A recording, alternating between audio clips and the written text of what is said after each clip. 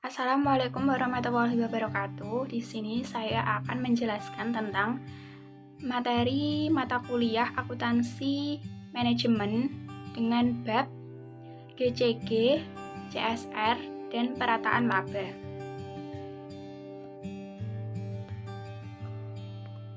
Sebelumnya perkenalkan, nama saya Rina Noviana, NIM 2019-12237 dari kelas E.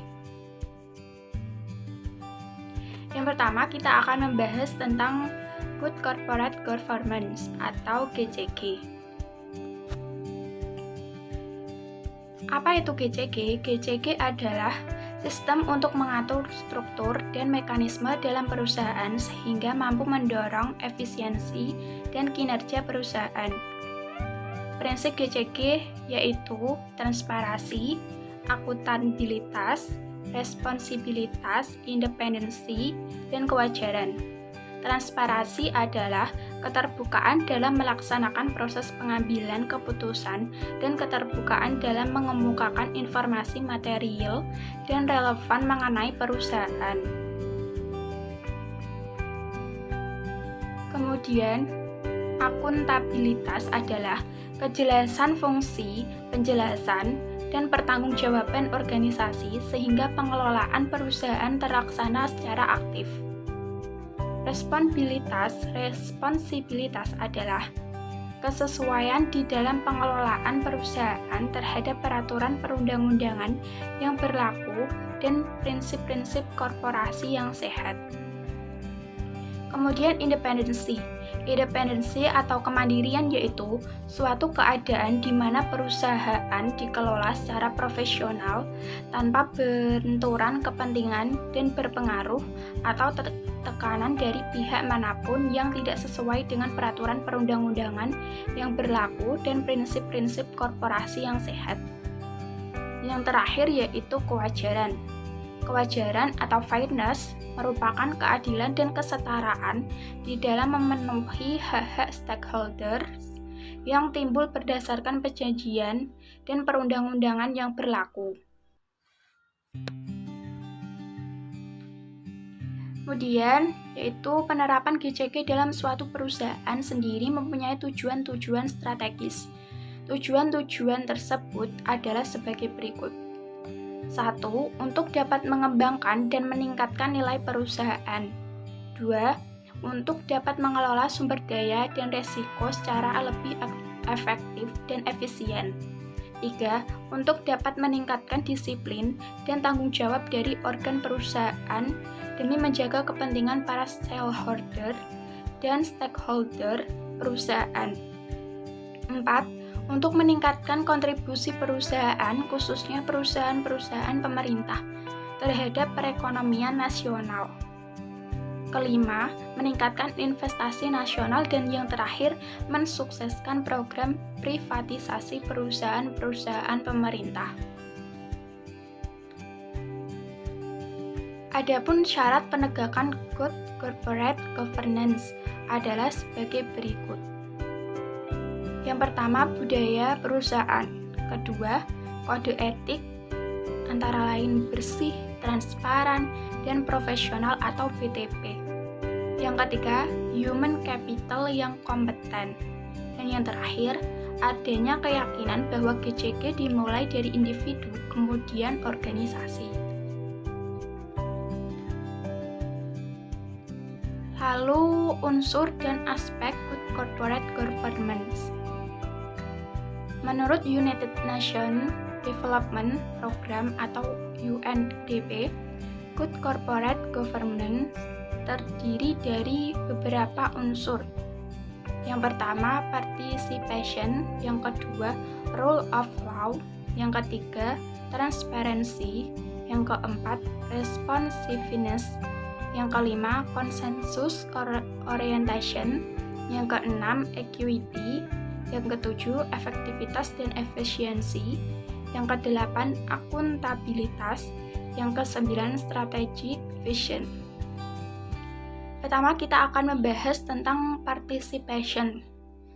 Mengarah pada jaminan keterlibatan bahwa setiap warga negara dalam pembuatan suatu keputusan baik secara langsung maupun melalui intermediasi atau institusi yang mewakili kepentingannya. Hal ini dibangun atas dasar demokrasi dan partisipasi secara konstruktif. Kemudian yang kedua yaitu rule of law, bahwa hukum harus mencerminkan nilai keadilan dan kesamaan setiap orang di depan hukum, serta dilakukannya law enforcement dan hak asasi manusia. Yang ketiga, transparansi. Hal ini dibangun atas dasar kebebasan informasi di mana proses, lembaga, dan informasi dapat langsung diakses oleh pihak-pihak yang membutuhkan. Setiap informasi tersebut bersifat komunikatif, dapat dipahami, dan dimonitor. Kemudian yang keempat ada responsiveness, bahwa setiap proses dan kelembagaan yang ada harus dapat melayani setiap stakeholder. Yang kelima ada konsensus orientasi.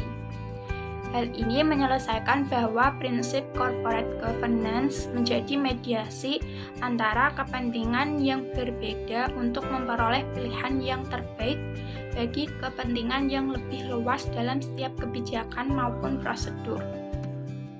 Yang keenam yaitu equity, bahwa semua warga negara mempunyai kesempatan yang sama dalam upaya meningkatkan dan mempertahankan kesejahteraannya. Yang ketujuh ada effectiveness dan efisiensi atau efektivitas dan efisiensi. Ada jaminan bahwa setiap proses dan lembaga yang ada harus menghasilkan sesuatu yang sesuai dengan program yang telah digariskan dengan menggunakan sumber daya yang tersedia.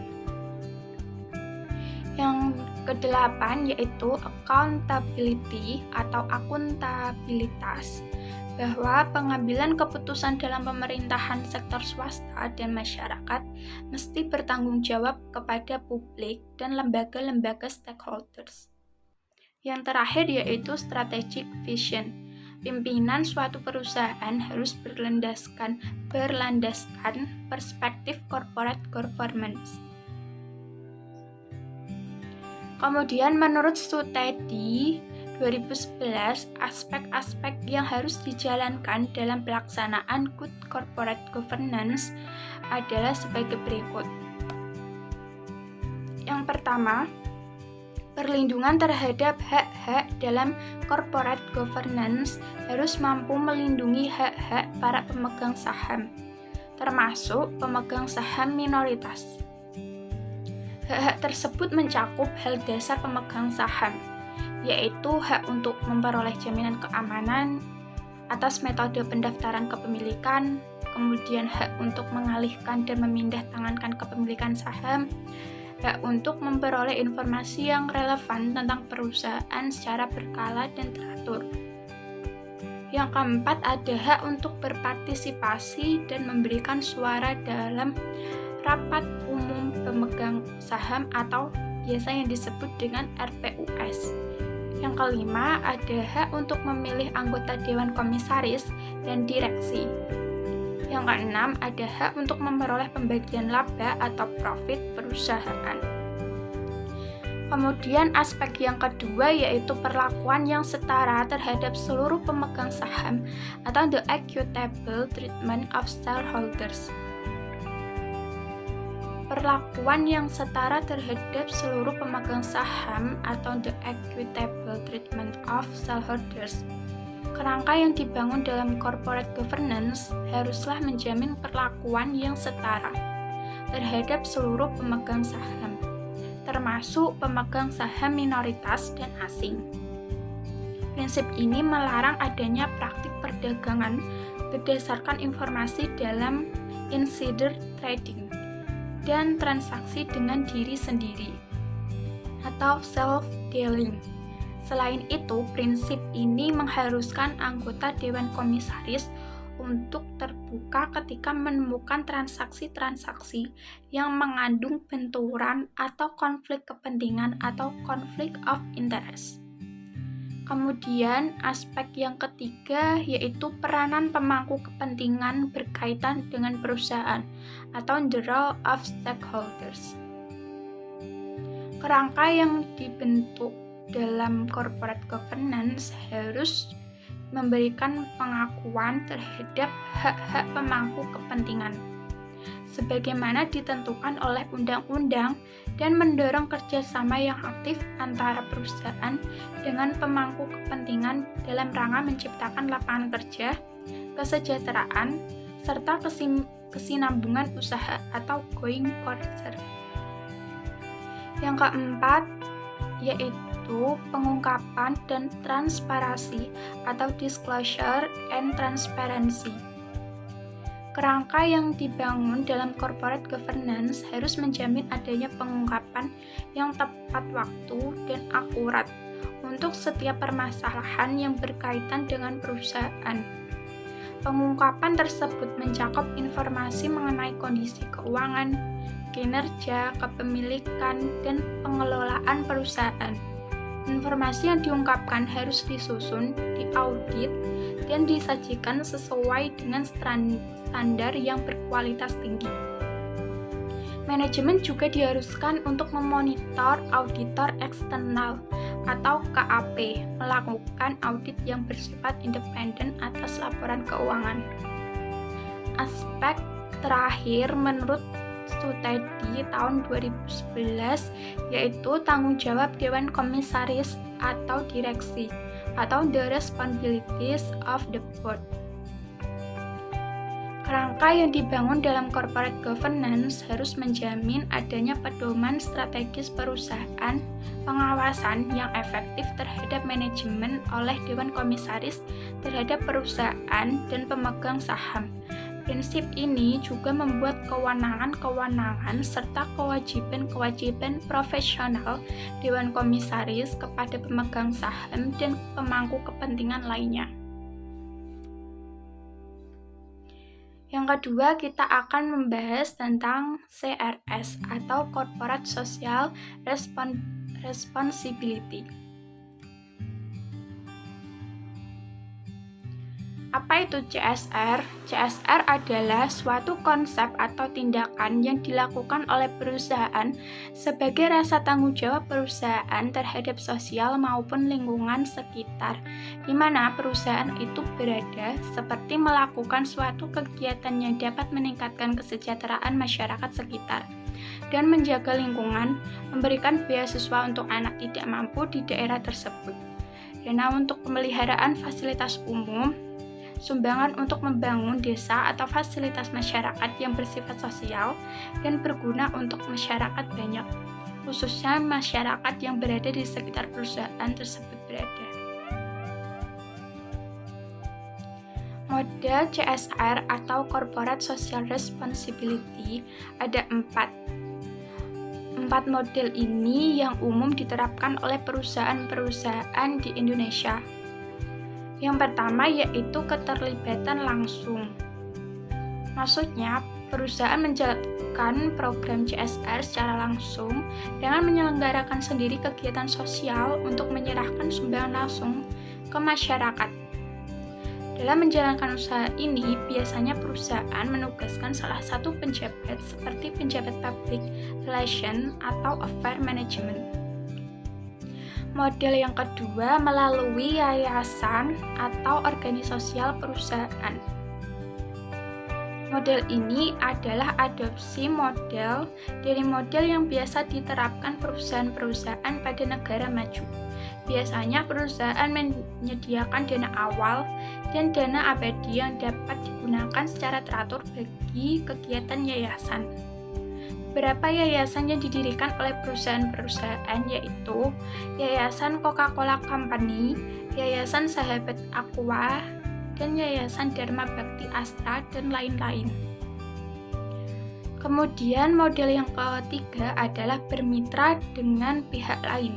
Maksudnya, melalui kerjasama dengan lembaga sosial atau organisasi non-pemerintah atau NGO atau LSM, lembaga swadaya masyarakat, instansi pemerintah atau universitas dan media massa, baik dalam mengelola dan maupun pun mengelola dana maupun dalam melaksanakan kegiatannya.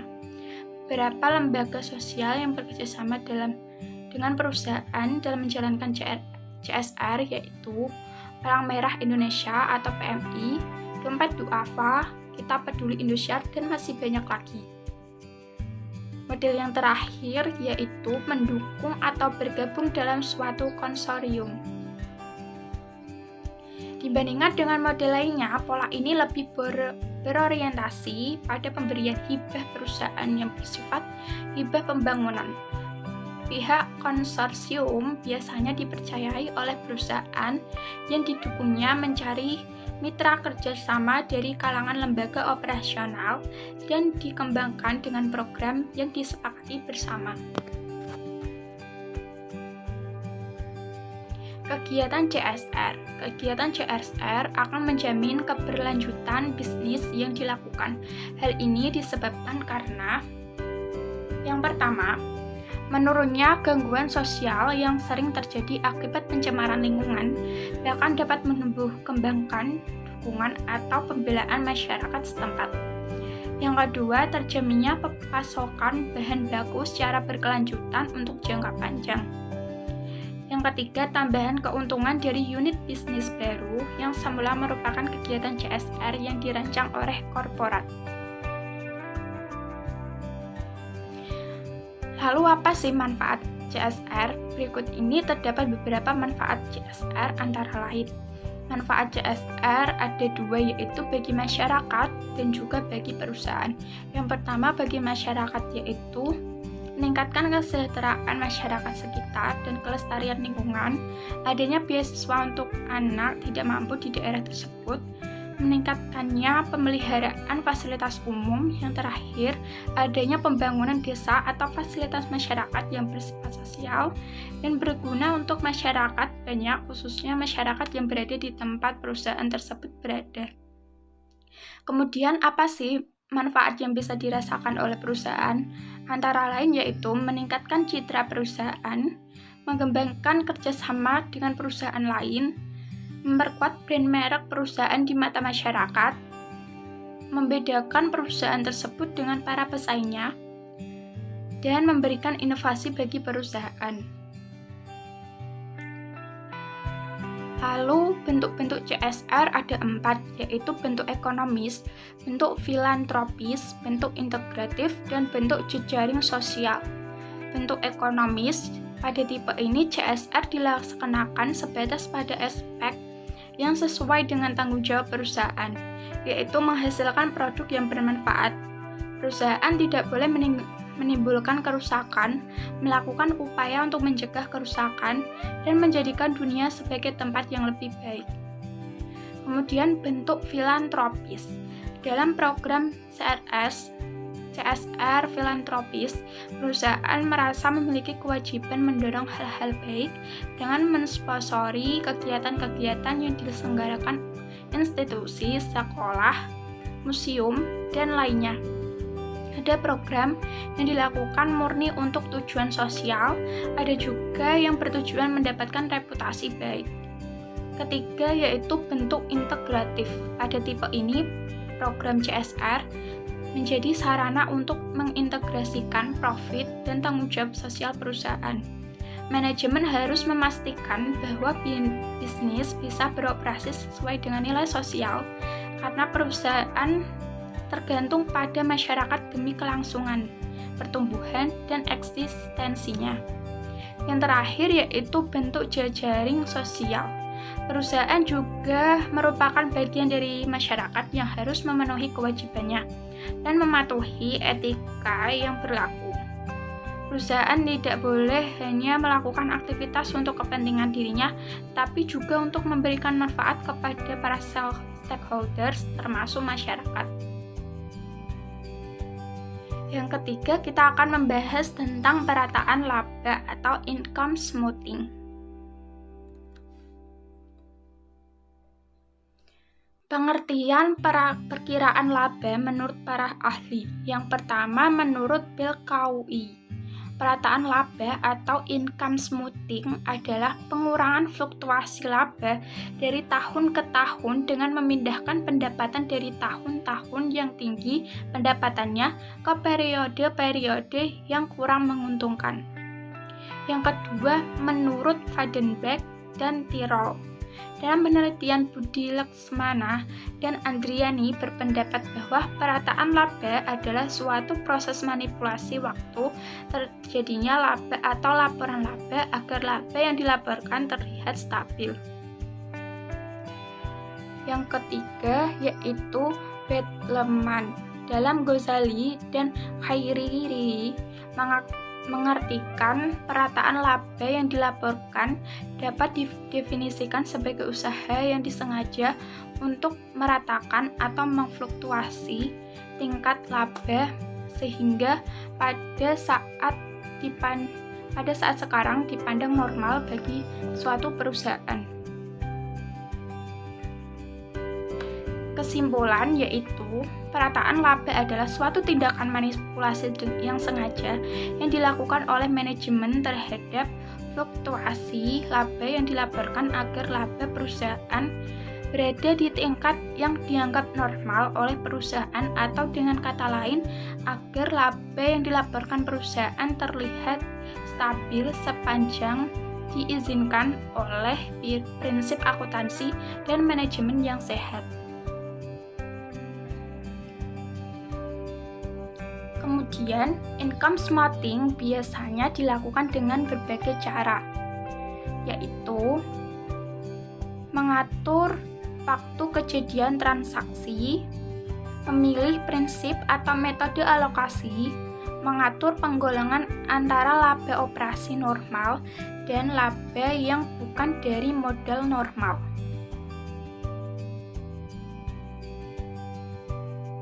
Kemudian tujuan dilakukannya perataan laba. Pertama, menurut Nasser dan Parulian, tujuan dilakukannya perataan laba adalah perataan laba mempunyai tujuan untuk mengurangi variabilitas atas laba yang dilaporkan guna mengurangi resiko pasar atas saham perusahaan yang pada akhirnya dapat meningkatkan harga pasar perusahaan. Yang kedua, menurut Foster dalam penelitian Mulyani dan Abraham, tujuan perataan laba adalah memberikan informasi yang relevan dalam melakukan prediksi terhadap laba di masa yang akan datang. Kemudian, memprediksi citra perusahaan di mata pihak luar bahwa perusahaan tersebut memiliki risiko yang rendah, meningkatkan persepsi pihak eksternal terhadap kemajuan manajemen, kemudian meningkatkan kompensasi bagi pihak manajemen, yang terakhir meningkatkan kepuasan relasi bisnis.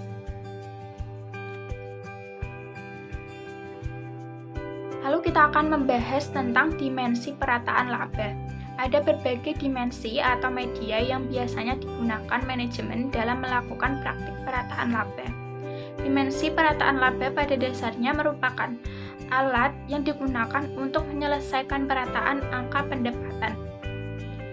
Dimensi perataan laba ada 5. Yang pertama yaitu artificial smoothing, yaitu perataan laba yang dilakukan melalui prosedur akuntansi yang diterapkan untuk memindahkan biaya atau pendapatan dari suatu periode ke periode yang lain, yaitu dengan mengubah kebijakan akuntansi. Yang kedua ada real smoothing, yaitu perataan laba yang dimanipulasi melalui transaksi nyata dengan mengatur atau menunda atau mempercepat transaksi. Selain dua itu, ada dimensi lain dari perataan laba yang dibahas oleh Bernard al dalam Belkawi mengenai dimensi atau jenis ketiga dari perataan laba, yaitu classificatory smoothing. Belkawi juga membedakan 3 dimensi perataan laba, yaitu di situ tertera yaitu perataan melalui terjadinya peristiwa dan atau pengakuan peristiwa, perataan melalui alokasi sepanjang waktu, dan perataan melalui klasifikasi. Perataan melalui terjadinya peristiwa dan atau pengakuan peristiwa artinya manajemen dapat menentukan waktu terjadinya transaksi aktual sehingga pengaruhnya terhadap laba yang dilaporkan akan cenderung rata sepanjang waktu. Kemudian, perataan melalui alokasi sepanjang waktu. Atas dasar terjadinya dan diakuinya peristiwa tersebut, manajemen memiliki media pengendalian dalam penentuan laba pada periode yang terpengaruh oleh kualifikasi peristiwa tersebut. Yang terakhir yaitu perataan melalui klasifikasi. Jika angka-angka dalam laporan laba rugi selain laba bersih merupakan objek dari perataan laba, maka manajemen dapat dengan mudah mengklasifikasikan elemen-elemen dalam laporan laba rugi sehingga dapat mengurangi variasi laba setiap periodenya. Kemudian ada objek perataan laba. Saran dalam melakukan perataan laba dapat difokuskan pada aktivitas yang umumnya dilakukan oleh pihak manajemen untuk mempengaruhi aliran dana atau informasi. Artinya, untuk menciptakan laporan keuangan yang diinginkan, manajemen dapat memasukkan informasi yang seharusnya dilaporkan pada periode yang telah lalu atau yang akan datang dalam laporan periode saat ini atau sebaliknya. Lalu ada jenis perataan laba.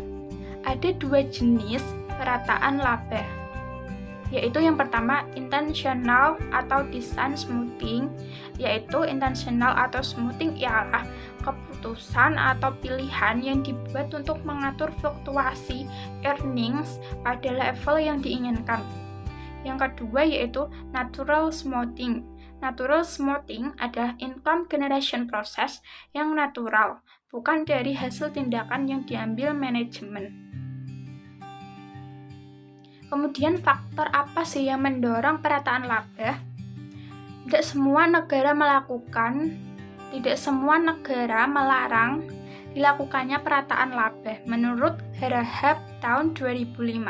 Seperti Swedia misalnya, di negara ini perataan laba diperbolehkan, asal perataan laba ini dilakukan dengan transparan.